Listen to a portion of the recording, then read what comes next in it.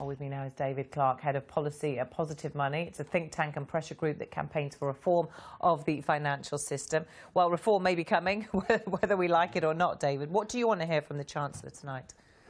So he's going to be setting out his vision for the future of the UK financial services sector after Brexit.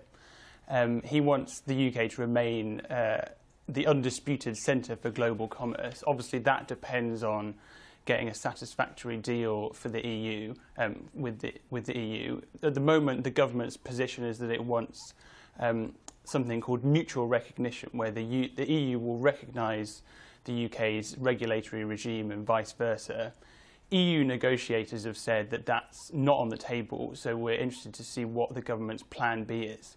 It might be that for an arrangement that gives us market access for financial services, we have to pay a lot.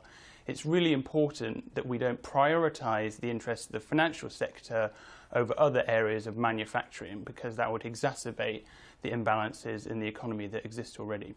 So as far as the city's concerned, what are your primary fears about job losses? I mean, I was looking at the figures here, 751,000 jobs in London in the financial services.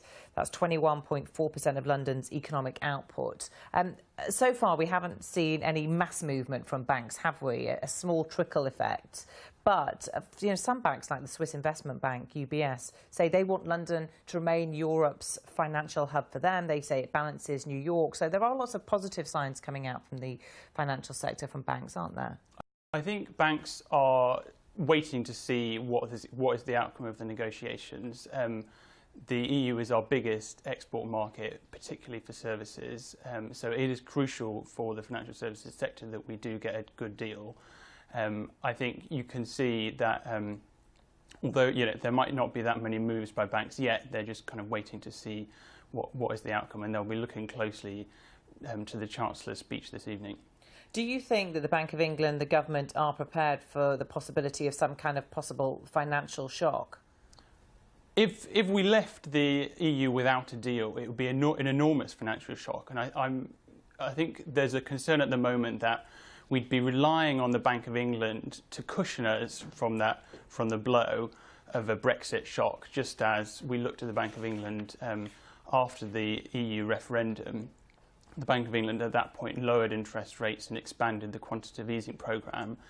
We cannot rely on the Bank of England to cushion us again from a Brexit shock. Interest rates are already below 1%. There's not much further that they can fall. QE is now at £445 billion. There are real concerns about the effect that that's had on inequality. And both of those policies have really failed to feed through to investment in the real economy and a rise in wages. So it's really important that the government and the Bank of England work together to think about how they could respond to a Brexit shock. David Clarke, we will hear what the Chancellor has to say later. Thank you.